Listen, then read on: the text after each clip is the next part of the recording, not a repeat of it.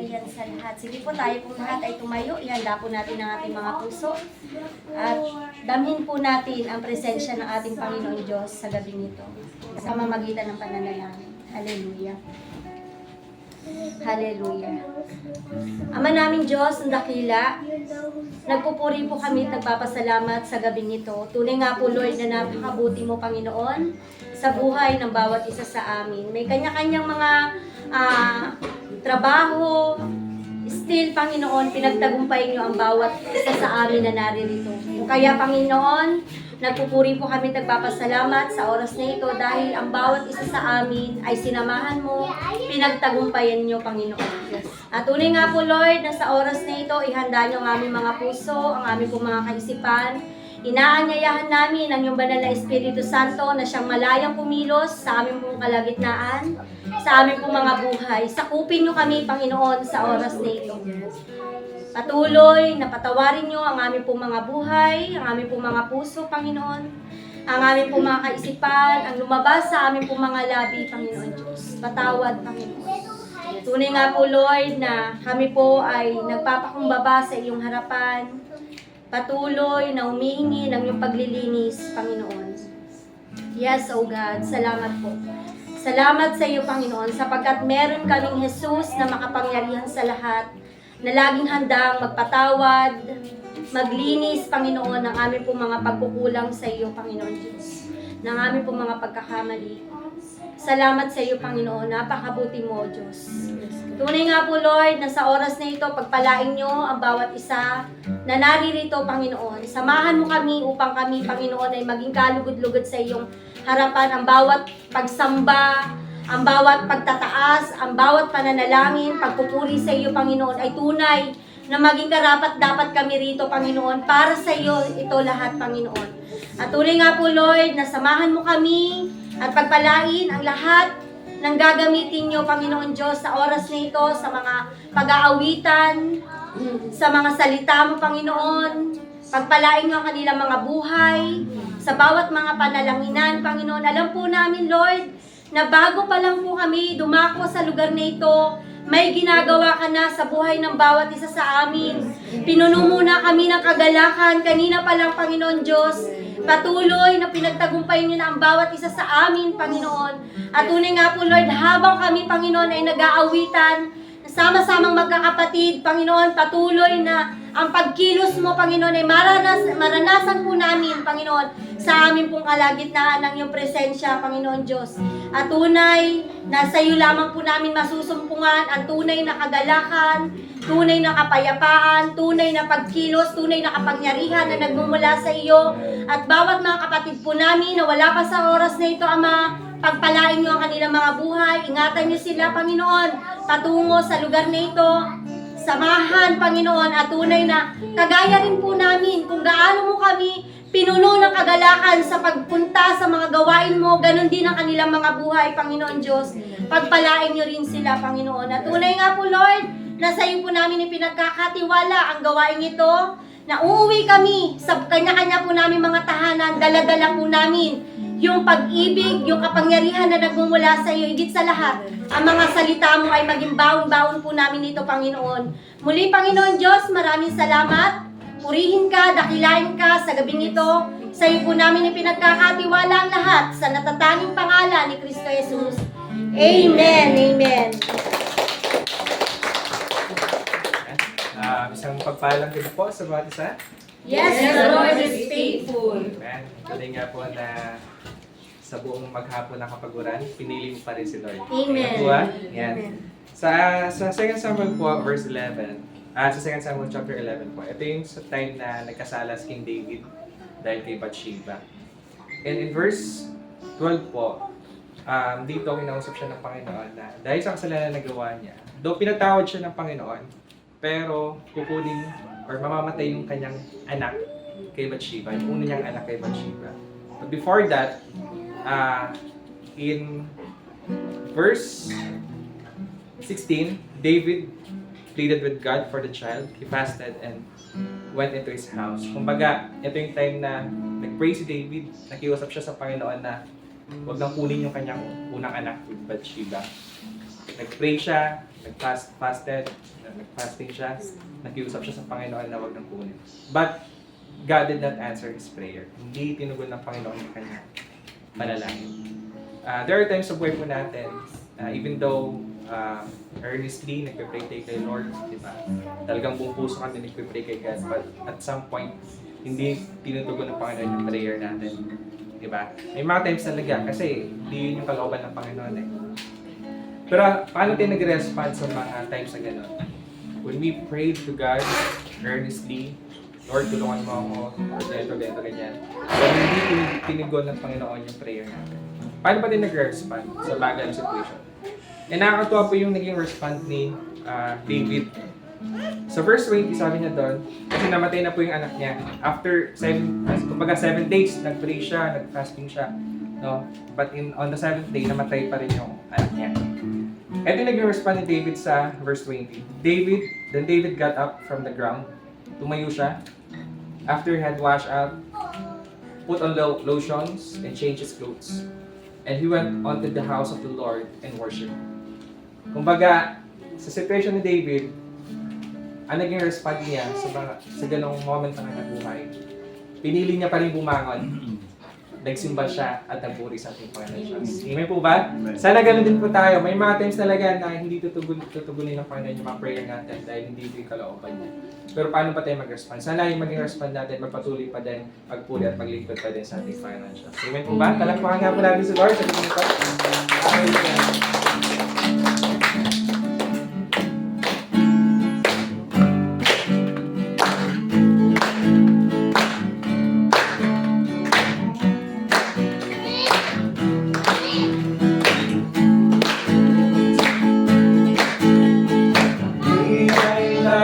Nagkatipon sa ngalan mo, Panginoon. Ang lahat ay nagdiriwang, ikaw ang kami ngayon. Umuulan ng pag-asa, kami ay nagkakaisa. Ano man ang aming katayuan, ibigin mo ng lumusan. Sabay-sabay nakakalak sa indak ng pagmulit ko. Sabay-sabay nakakalak sa sayaw ng pagmulit sa'yo. Nagkamangamang pag-ibig lang paslanin sa amin. Tumugos, hindi ka dapat pagpapalain, ngunit biyaya mo'y binuhos. Kamang-kamang ang pag-ibig lampas langit, kami nilahan mong lubos. Aming tatangan, pangalan mo, Jesus. Tayo yung katipon. Kami ay nagkatipon sa ngalan mo, Panginoon. Ang lahat ay nagdiriwang, ikaw ay kapiling ngayon. Umuulan ng pag-asa, kami ay nagkakaisa. At parang aming katayuan, ibig mo ng lubusan. Sabay-sabay nakagalak sa indak ng pangulit ko. Sabay-sabay nagagalak sa sayaw at pagpuri sa'yo. Yaman-yaman ang pag-ibig lang pasanin sa amin. Tumubos, hindi ka dapat pagpalain, ngunit biyaya mo'y binuhos. Yaman-yaman ang pag-ibig lang pasanin sa aming pinahangong lubos. Aming itatanghal, pangalan mo, Jesus. Sa bakit yan nagkatipon? Kami ay nagkatipon sa ngalan mo, Panginoon. Ang lahat ay nagdiriwang, ikaw ang kapiling ngayon. Umuulan ng pag-asa,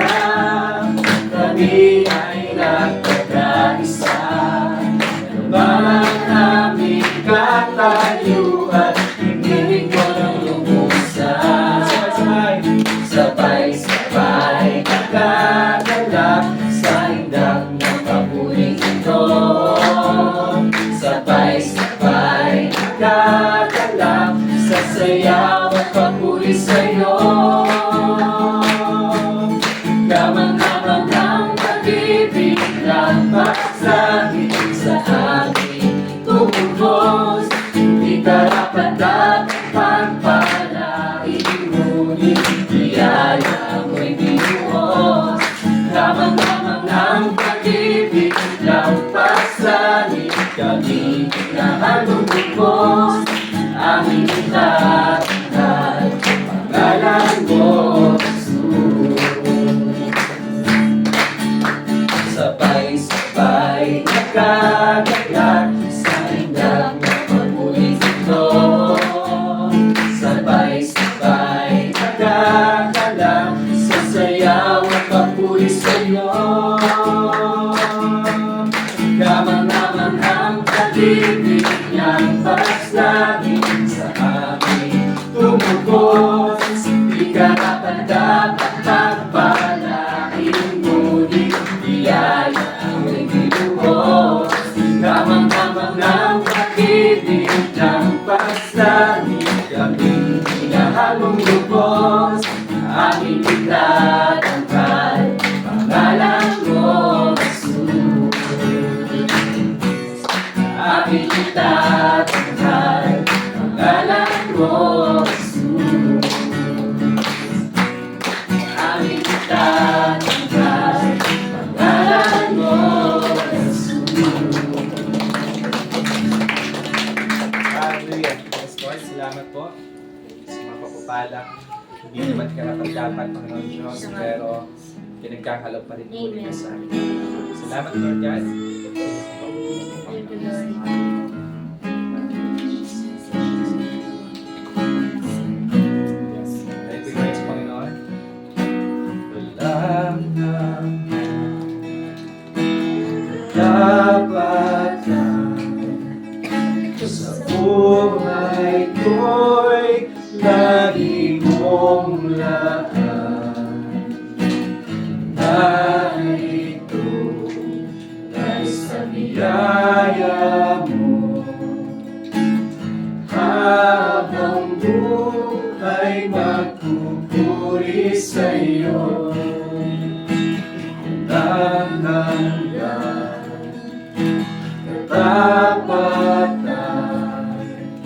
sa buhay ko'y lagi mong laan. Narito ay sa biyaya mo, habang buhay magpupuri sa'yo. Pupurihin ka sa amin, itataas ang aking tingin. Itatanghal sa buhay ko'y tanging ikaw, O Diyos. Higit pa sa kalangitan, ang iyong kalwalhatian. Kadakilaan mo'y di mapapantayan. Walang hanggan, katapatan sa buhay ko'y lagi mong laan. Narito dahil sa biyaya mo, habang buhay magpupuri sa'yo.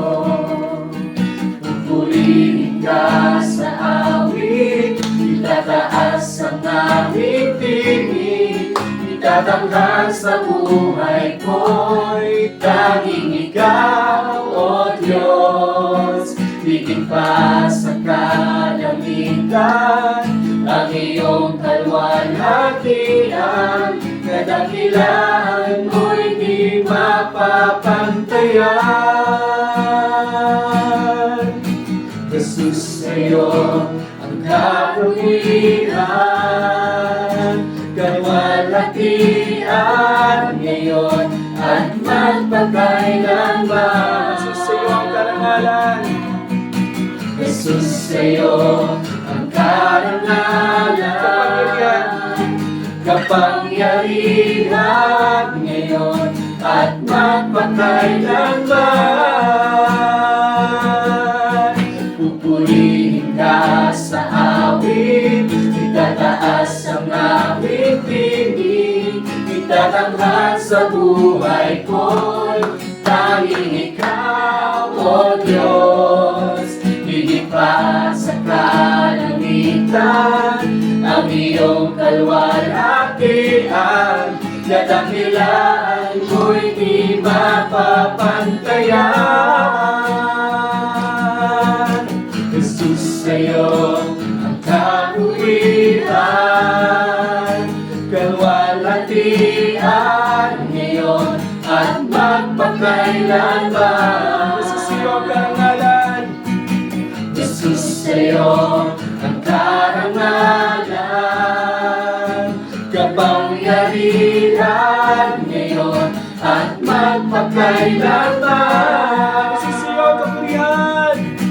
Jesus, sa iyo ang kapulihan,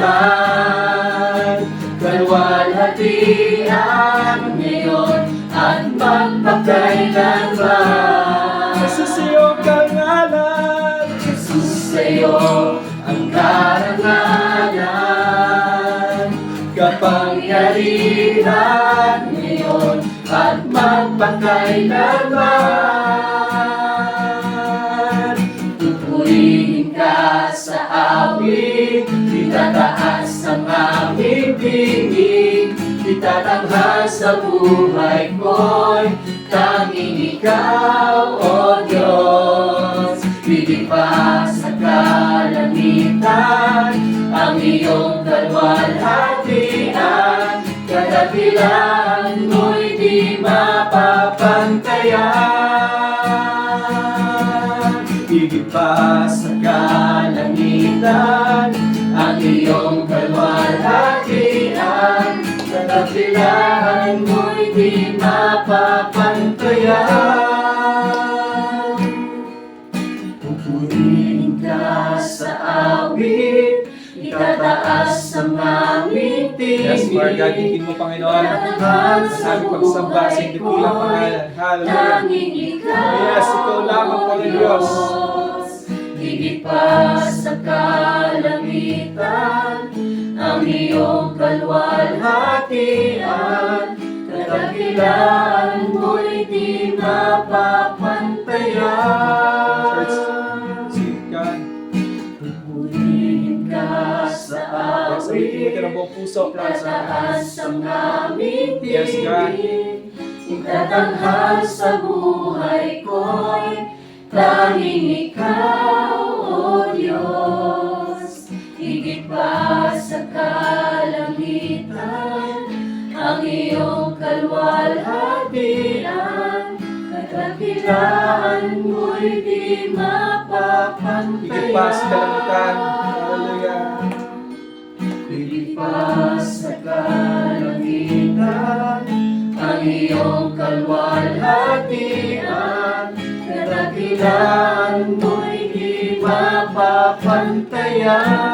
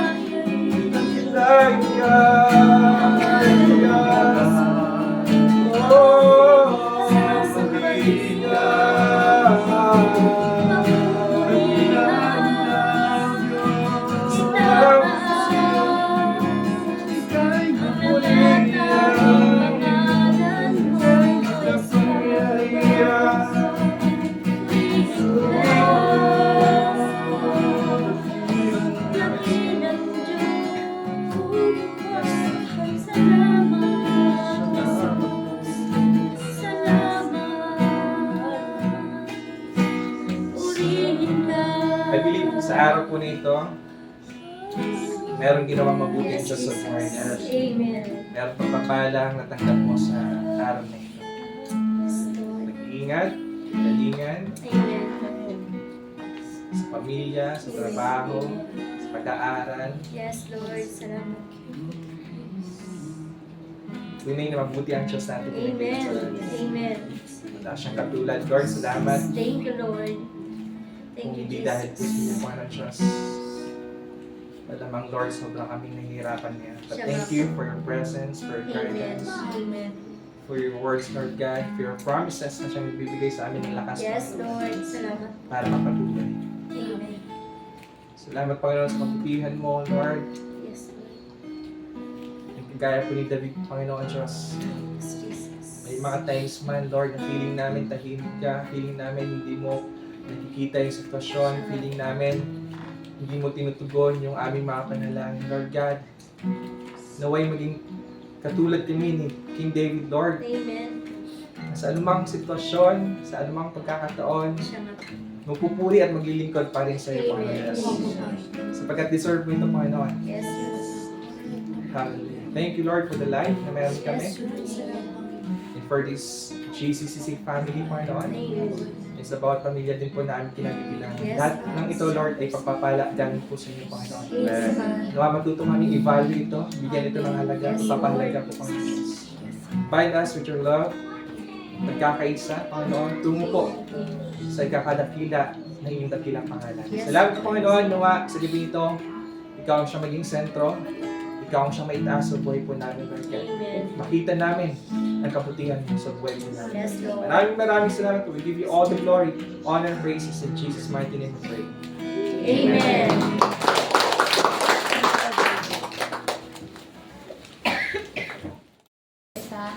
Yan po para po sa ating pagbubuli-buli po ng salita ng Panginoong Diyos. Yan po, manalangin po muna tayo. Muli po, dumulog po tayo sa ating Panginoong Diyos.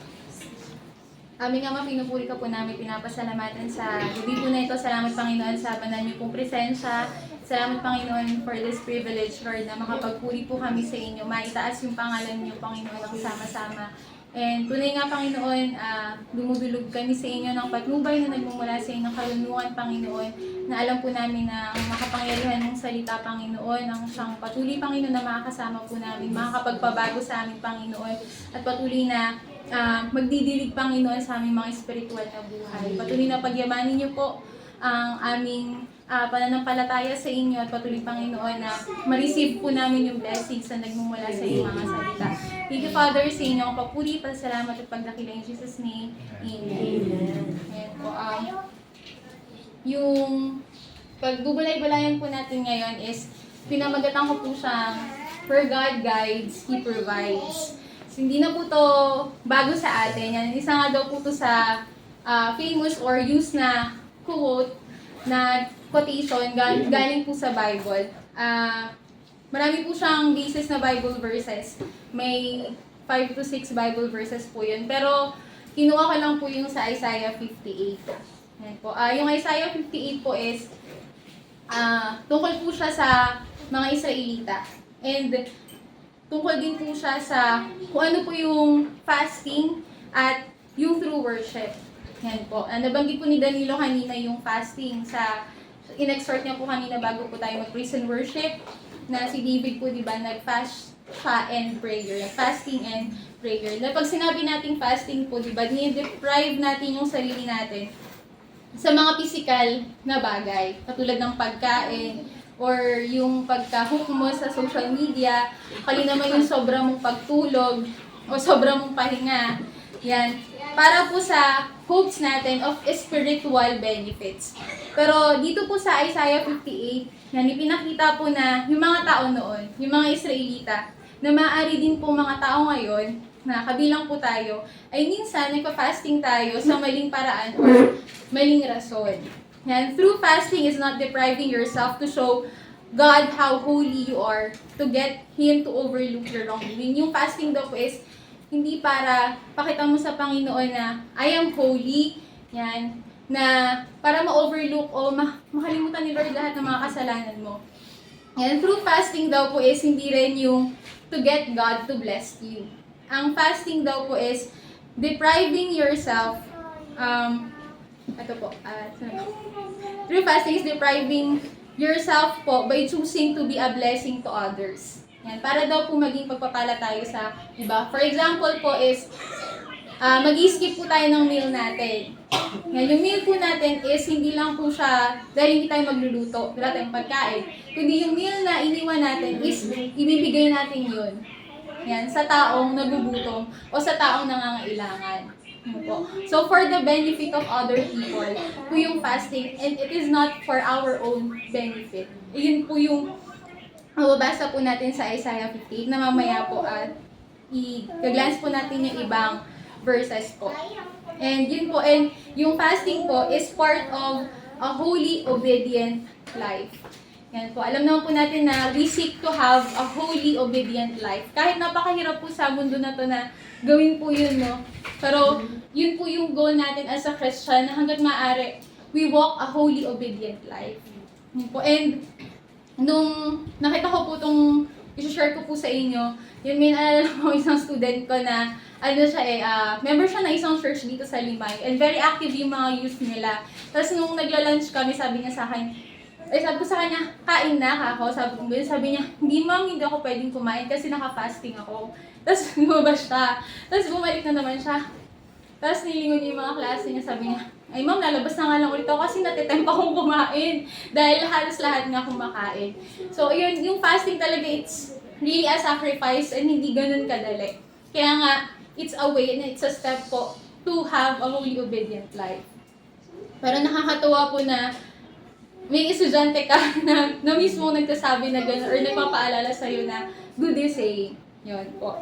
And ayun po, next po tayo. Ay, wait lang po. May sound kasi ito. Hindi ko po natanggal. Ayan. Ito po, ano po nakita natin sa screen? Yan, ito po ay, paano niyo po siya i-describe? Walang tanim, di ba? Tuyo na siya. Well, the other one po is super fresh, di ba? Napakaganda. Siguro sa mga nanay na tulad ko, yan, lalo na si Ninang Loren mahilig sa garden. Yan, so, ang sarap siguro sa pakiramdam na ganyan ka-organize, kaganda, di ba? Namumulaklak lahat. Yung ano, makikita mo talaga na alagang-alaga. Tayo po ba, as an individual, wag na po natin tingnan yung katabi natin. Tayo na lang po. How do you see yourself po? Para po ba kayong, ito po, kulang sa alaga o alagang-alaga? Di ba po? Paano po natin nakikita yung sarili natin? Ano po ba, well-watered garden po ba tayo? O parang hindi tayo nauulanan? Di ba parang walang wala. Pag yung sarili po natin, hindi po yung bulsa po. Ayan, next po. Ayan. Ayan po, yung kabila po, mapapansin natin, lansya na tuyo. Ayan po, yung isa naman po, para po siyang sibol, di ba po? Bukal. Yan na yung water po niya is talagang dire-diretso. Yan, siguro nakakita na po tayo ng sibol, yung mga nakapunta tayo sa hulo. Yan, talagang dire-diretso yung tubig po niya. Tayo po, kumusta po tayo? Para po ba tayong sibol na parang overflowing, hindi natatapos yung blessings na nare-receive natin o pag ganito na po tayo? Ayan po, tayo po, kumusta po tayo? Hindi lang po sa financial, kundi sa spiritual life natin, sa iba't ibang aspeto po ng buhay po natin. Ano pong sinasabi sa Isaiah po? Isaiah 58 verse 11. Sabay-sabay po natin basahin kung nakikita niyo po. Yan in 3, 2, 1. Palagi po kayo papatubayan at nabubusugin kahit na mahirap ang kalagayan ninyo. Palalakasin ko kayo at kayo'y magiging parang halamang sagana sa tubig at parang bukal na hindi nawawalan. Ayan po. Napakaganda po ng verse na to kasi isa to sa mga pangako po ng ating Panginoong Diyos. Na sabi dyan, di ba, palagi po kayong papatnubayan at bibusugin. Di ba, kahit na mahirap yung kalagayan, yan, palalakasin ko kayo, magiging parang halamang sagana. Parang yung well-watered garden na nakita natin kanina. Sagana ng tubig at parang bukal na hindi nawawalan ng tubig. And pangako pinangako po yan ng Panginoong Diyos sa mga Israelita po. And, eto, na may tanong yung mga Israelita dun sa Isaiah 58 verse 3a. Sabi nila, tanong ng mga tao, ng mga Israelita, bakit hindi mo pansin ang pag-aayuno namin? Bakit walang halaga sa iyo kung kami magpakumbaba? Yan, yung nakikita ako sa related din sa exhort ni Danilo na parang feeling nila, hindi sinasagot ng Panginoon yung panalangin nila. Parang hindi sila pinapansin. Parang feeling nila, alam nila, ginagawa nila yung tama, nagpa-fast sila, nag-aayun sila, lumuluhod sila, diba? Nagpapakumbaba sila, pero hindi pala iyon yung tama. Hindi pala, yun lang yung kailangan nilang gawin. Kasi that time, may mga bihag sila na kailangan nilang palayain. May mga inaalipin sila na kailangan nilang palayain. So, ayun po, akala nila, yan, hindi lang sinasagot ng Panginoon yung Diyos kasi hindi sila pinapansin. Yun pala is isang barrier kung bakit hindi sinasagot ng Panginoon yung panalangin nila is may hindi pa sila let go. May hindi pa sila pinapalaya. Yun po. Continue po natin. Sa verse 6 po, pakibasa na lang po. Magsimula po tayo kay Ate Jo. Nababasa niyo ba? Si Ate Jovi, nababasa mo. Sige, paikot na lang po. Yan. Sa 6, ganitong pag-ayuno ang gusto kong gawin ninyo. Palayaan ninyo ang mga di makarunungang makatarungang ipinabilanggo. Yan. Kalagin ninyo ang tanikala ng inyong mga inalipin. Palayain ninyo ang mga inaapi at baliin ang mga pamatok at mga alipin. Po, verse 7 po.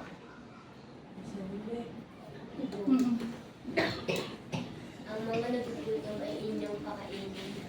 Ang mga walang tirahan ay inyong matuloyin. Ang mga walang isuot ay inyong bigyan ng mga damit.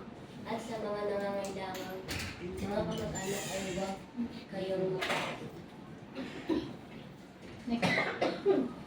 Verse 8, kung magkagayon, sisikat ang liwanag sa inyo at matutulad kayo sa bukang liwayway. Hindi magtatagal at manunumbalik ang inyong kalusugan. Mahayag sa inyong unahan ang mabubuti ninyong gawa at sa inyong hulihan ay papatnubayan kayo ng kalwalhatian ni Yahweh. Verse 9, sa araw na iyon, diringgin ni Yahweh ang inyong dalangin. Kapag kayo humingi ng tulong, sasabihin niya, naririto ako kapag itinakmil ninyo ang pang-aapi, maling pagbibintang at pagsisinungaling. Last po. Kapag ang nagugutom ay kusang loob ninyong papakainin at tutulungan ang mahihirap, sisigat ang liwanag sa inyong nasa kapilingan at ang inyong kapangalan ay magbibiwanag gaya ng katanghaliang tapat. Ayun po. Sa mga verses po na yun, kausap po ni Yahweh ang bayang Israelita kung paano po sila magpa-fast.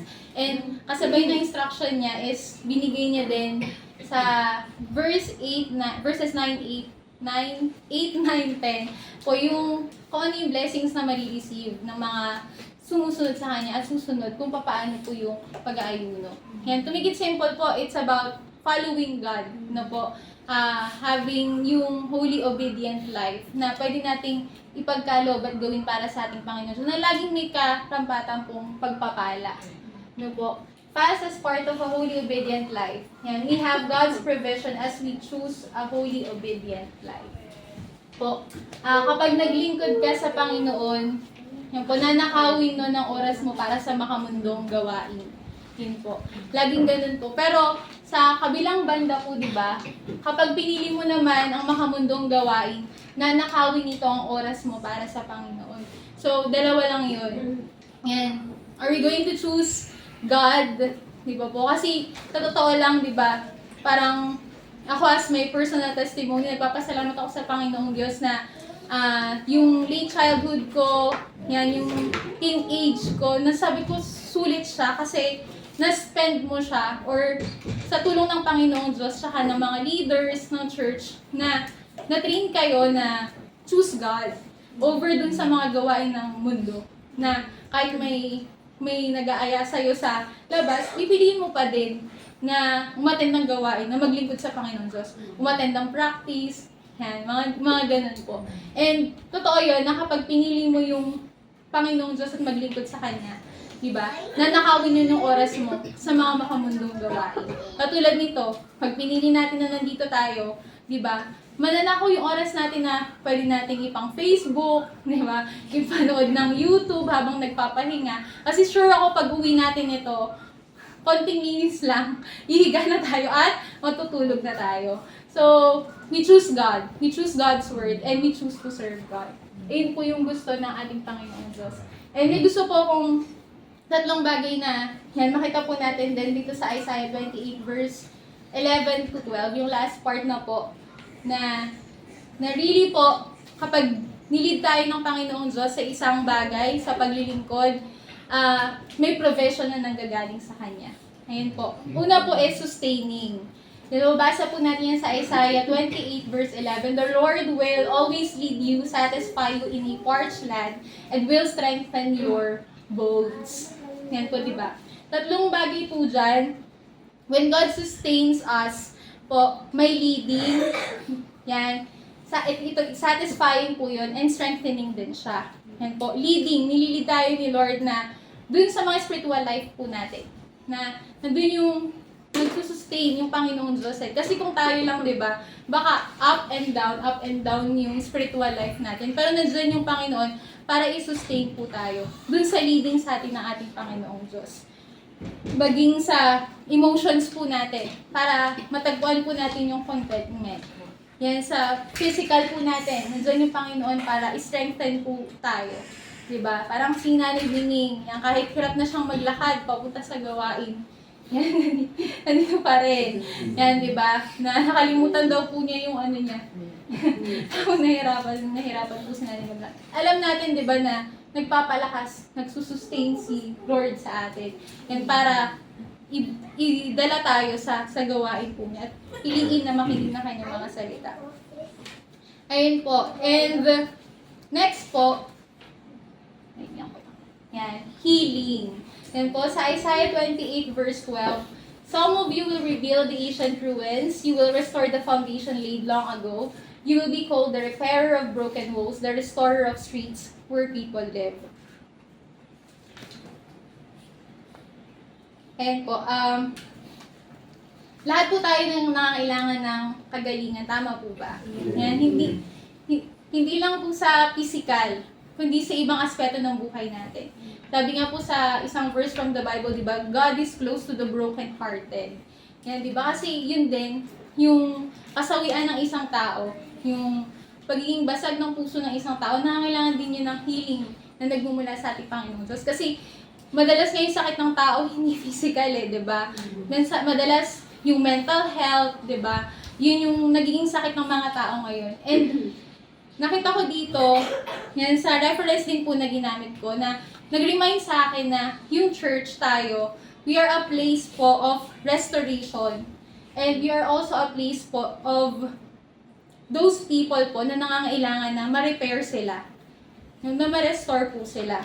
Sabi po dito,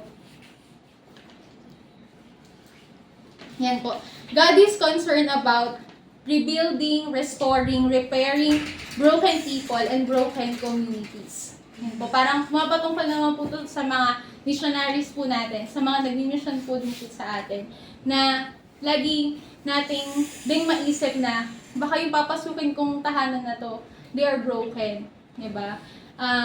May mga struggles sila, they need healing. So, maganda din pala na sa prayer natin, lagi natin talagang ini-include na yung kagalingan ng buong pamilya, hindi lang sa physical, kundi sa iba pang aspeto. And may pangako yung Panginoong Diyos po na healing is about restoring what was lost. Yan. Sa mundo po na ginagalawan po natin, hindi po lahat ng bagay magtatagal mo po. Lahat, may mawawala at mawawala sa atin. Pero, yung healing na binibigay ng Panginoong Diyos is my restoration kung ano mang nawala sa atin. Na parang physically may sakit tayo. Pag na-restore, mapapalitan ng panibagong lakas. So yun po, the church po, tayo po yun. Yan. The church was the repairer, restorer, rebuilder of what is broken. And po, let's welcome po yung mga broken people, hindi lang sa loob ng church, kundi nasa labas. Na wag natin silang itaboy, kundi maging instrumento tayo para ma-repair sila, ma-restore sila, and ma-rebuild po sila. So, yun po, dahil ayun po yung pangako ng ating Panginoong Diyos, then sa sumusunod sa Kanya. There is healing, there is restoration, and mare-repair po kung ano yung kailangang i-repair sa buhay po natin. And last po, yan, redeeming. Sabi, you will be like a well-watered garden, like a spring whose waters never fail. Yan sa Isaiah 28 verse 11, bumalik po sa B. And yun po yung pinaka-importante po sa lahat. Na yung redeeming po is not just undoing what is bad, kundi ginagamit po yung bad na yon para magkaroon ng mabuting bagay or mas makita pa yung mabuting bagay.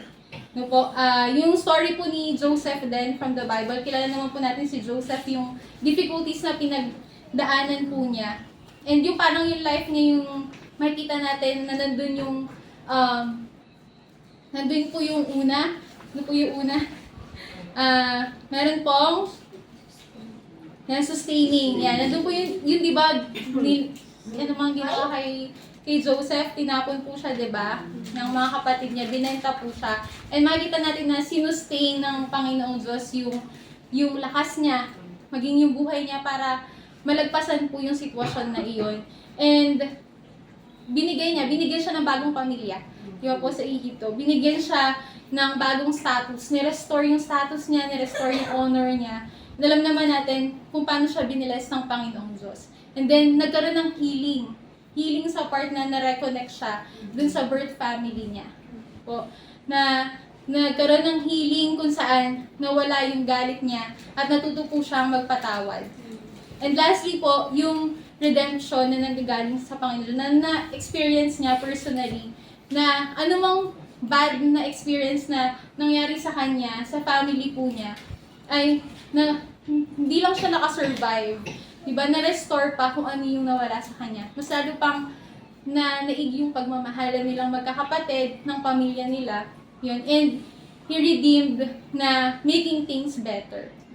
Po. So, ganoon din po sa atin. Whatever it is, siguro na nawala sa atin or ano man yan, bagay ba yan? Yan, cellphone mo ba yan? Trabaho ba yan? Diba? Or kaibigan ba yan? Ano bang pwedeng mawala? Yan, diba? O mahal natin sa buhay. Diba? Alam natin na may restoration na nanggagaling sa Panginoong Diyos. May healing. And isusustain po tayo ng ating pong Panginoong Diyos. Yan po. Magtatapos po ako dito. Ayan.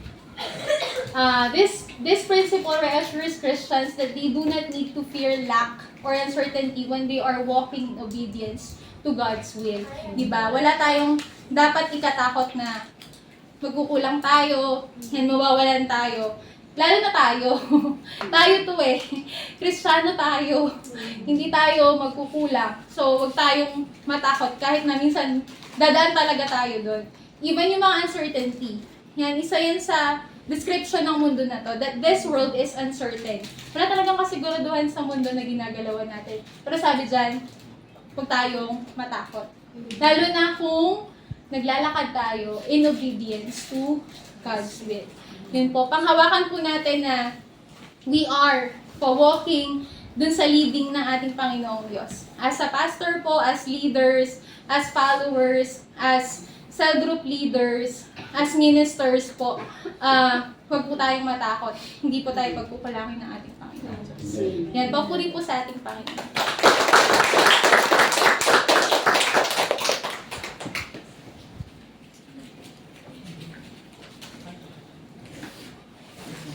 Ayan, salamat po sa gabing ito dahil muli nakarinig po tayo ng salita ng Panginoon na magbibigay po sa atin ng kalakasan sa ating mga buhay spiritual. Nawang mga salita na ito ay naging pagpapala po sa buhay ng bawat isa. At pagpalain din ng Panginoon yung ating kapatid na nagbahagi pa sa gabing ito. At salamat din sa Panginoon kasi kahit na may mas samang pakiramdam at yung sobrang katilalamunan, pero mas pinili ko pa rin na maka-attend sa kanyang gawain at gampanan yung commitment na ito para sa kanya. Alam ko na sa gabing ito ay ibibigay sa akin ng Panginoon yung kagalingan. Yan. At tayo po ay dadako sa ating mga panalanginan. Yan, basahin ko po sa inyo ang sinasabi po sa Lucas 18 verse 27. Ang sabi po dito, ang mga bagay na hindi kayang gawin ng tao ay kayang gawin ng Diyos. Yan, tugon ni Jesus. Yan, sa gabi po na ito, yan, sa ating pananalanginan, tayo po ay magtiwala sa Kanya na kaya niyang gawin at tugunin ang ating mga panalangin dahil ang ating Panginoon ay makapangyarihan higit sa lahat. Ayan po. Sa gabi pong ito ay na lang po tayo, bypass na lang po tayo para magkahinto. Ano pa tayo ng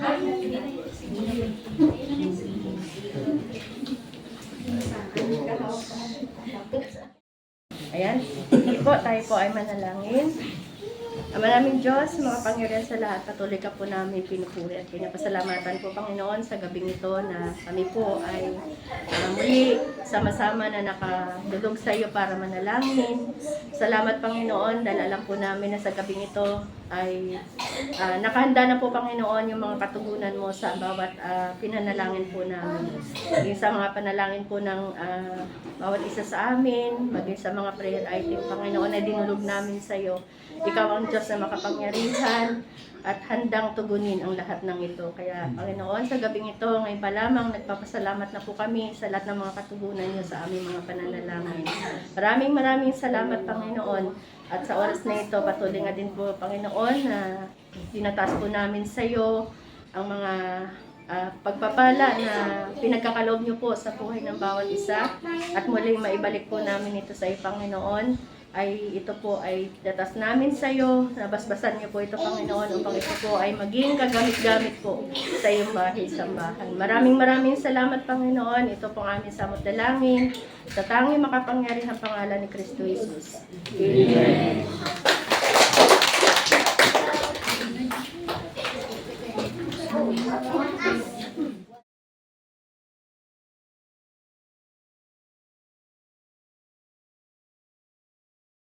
Palakpakan natin si Lord sa katagumpayan sa ating gawain sa Kalingita.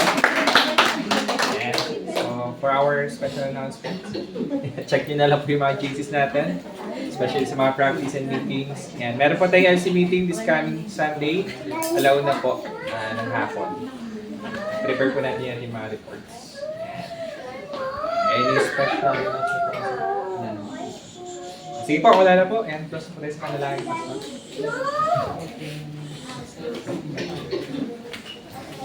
Kasi po, tayo pong lahat ay dumulog sa Panginoon sa pagmamagitan po natin pong panalangin.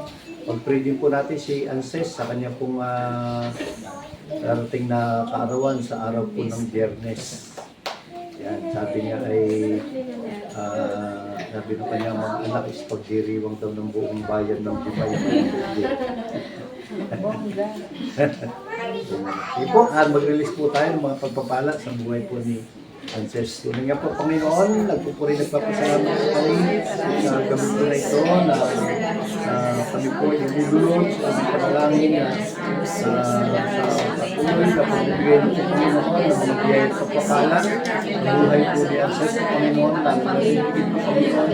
Panibagong taon na idadagdag mo sa aming buhay. Pagod, nagpalaan po namin sa patuloy po siyang samahan, ingatan ng Panginoon, patuloy na pagkalaan sa maging sa kanya po ng magulang ay patuloy at pinagpagsan ay patuloy ng pulpong maranasan. Kaya naman sa Panginoon, patuloy na nagtitig lang po kami ng mga biyaya at pagpapala sa buhay po ng Jesus po Panginoon. At marami pang taon na kanya pong naranasan po Panginoon para po sa kanya pong buhay. Salamat po, salamat. Amen. Tuloy nga po, Panginoon, nagpupuri, nagpapasalamat po kami sa gabi po na ito, sa tagumpay na pong naranasan sa aming pong sama-samang pagpapanalaginan po, Panginoon, sa aming pong sama-samang pagpupuri at pagsamba po, Panginoon. Salamat sa inyong mga banal na Espiritu po, Panginoon, na patuloy niyong pinaparanas sa buhay ng bawat isa po sa amin, lalo na po, Panginoon, sa aming pong kalagitnaan po na ito po, Panginoon, sa aming pong ginawang pananambahan. Salamat po, Panginoon, sa patuloy na pagsama niyo po ng inyong Santong Espiritu. At sa bawat panalangin din po namin po, Panginoon, Lord, salamat sa mga katugunan po, Panginoon, ng aming po mga idinulog sa inyo, maging personal na request namin po ito po, Panginoon, at lalo dito yung aming po mga prayer item na dinudulog po namin sa inyo, tinataas po namin sa inyo sa pamamagitan po ng panalangin. Salamat po, Panginoon, sa patuloy na pagbibigay niyo po sa amin ng tagumpay sa mga lahat ng aming po mga idinalangin po na ito. Salamat po, Panginoon, at patuloy, Lord, na lalo higit sa iyong mga salita na aming pong narinig. Salamat at ikaw po siyang patuloy na magbigay po sa amin ng kauhawan po, Panginoon, sa inyong mga salita upang ang inyong mga banal na salita po na ito po, Panginoon, ay patuloy, Lord, na aming pong basahin, pagbulay-bulayan, tumanim po ito sa aming pong mga puso, isip at magsilbing kalakasan po ito ng aming pong mga spiritual na buhay. Salamat po, Panginoon, maging sa buhay ni Pulisanda na nagbahagi ng inyong mga banal na salita at pagparain niyo po ang kapatid po namin po na ito po, Panginoon. Salamat po, Panginoon, sa bawat isa po sa amin. Mga kapatid ko po na dinako niyo po ng ligtas sa lugar po na ito, Lord. Dalangin po namin sa kanila pong pag-uwi, sa kanila pong tahanan ay patuloy, Lord, na samahan niyo po sila, ihatid niyo po sila po, Panginoon, ng ligtas hanggang sa sila po ay makarating sa kanila pong tahanan at datnan din po nila yung kanila pong mga mahal sa buhay na naandun din po yung galak sa kanila pong puso. Salamat po, Panginoon, mag-isaan pong pagsasalusaluhan ngayong gabi po na ito, pakabasbasan niyo po ito, magsilbing kalakasan po ito ng aming po mga physical na pangatawan at ibalik niyo po ng siksik-liglig po, Panginoon, sa mga taong nagsipaghanda po nito. Salamat po, Panginoon, at angkin po namin ang tagumpay ng gabi po na ito at ikaw po siyang patuloy na sasama mag-iingat sa bawat isa po sa amin. Salamat po, nawa'y taglayin ng bawat isa yung mga biyaya at pagpapala na nagagaling sa ating Diyos Ama, ang pag-ibig na nagagaling sa ating Diyos Anak, at ang pagsama ng Santong Espiritu ay patuloy po nating maranasan ngayon at magpakailanman. Amen. Happy birthday to you. Happy birthday to you. Happy birthday, happy birthday, happy birthday to you. Happy birthday to you. Happy birthday to you. Happy birthday, happy birthday, happy birthday to you.